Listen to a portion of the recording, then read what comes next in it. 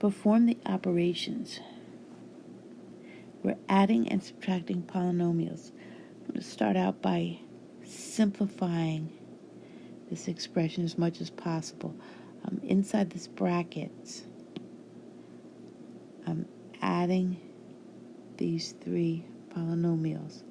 So I'll bring down the first polynomial for later.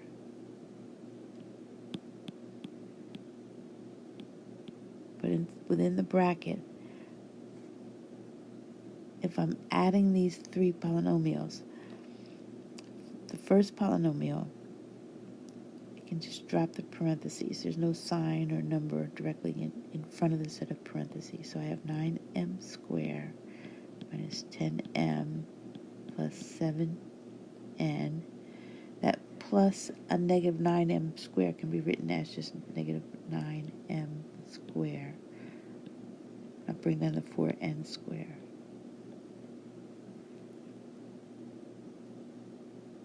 Okay, now I'll collect like terms. So 9m squared and a negative 9m squared, well, those will cancel.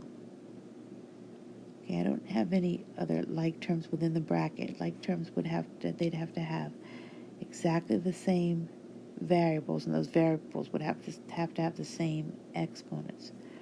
All right, so what I'm left with is negative 10m plus 7n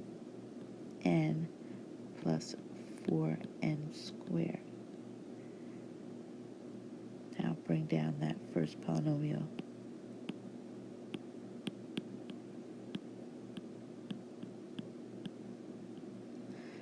So I'm subtracting these two polynomials. So the first polynomial, there's no sign or number outside of parentheses. I can just drop those parentheses.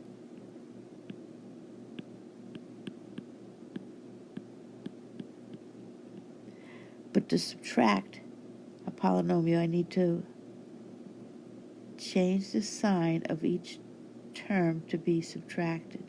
So this becomes a plus 10m, a minus 7n, a minus 4n squared. So now all we need to do is collect like terms, remembering that like terms are terms that have exactly the same variables, and if any of the variables have exponents, the exponents have to be the same. So if I start with the m squares, well, there's nothing, I don't have any other m squared, so I'll just bring that down.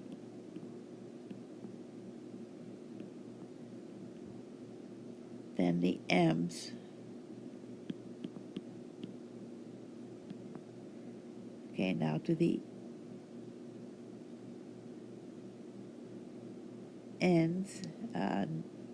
Well, I have some like terms here.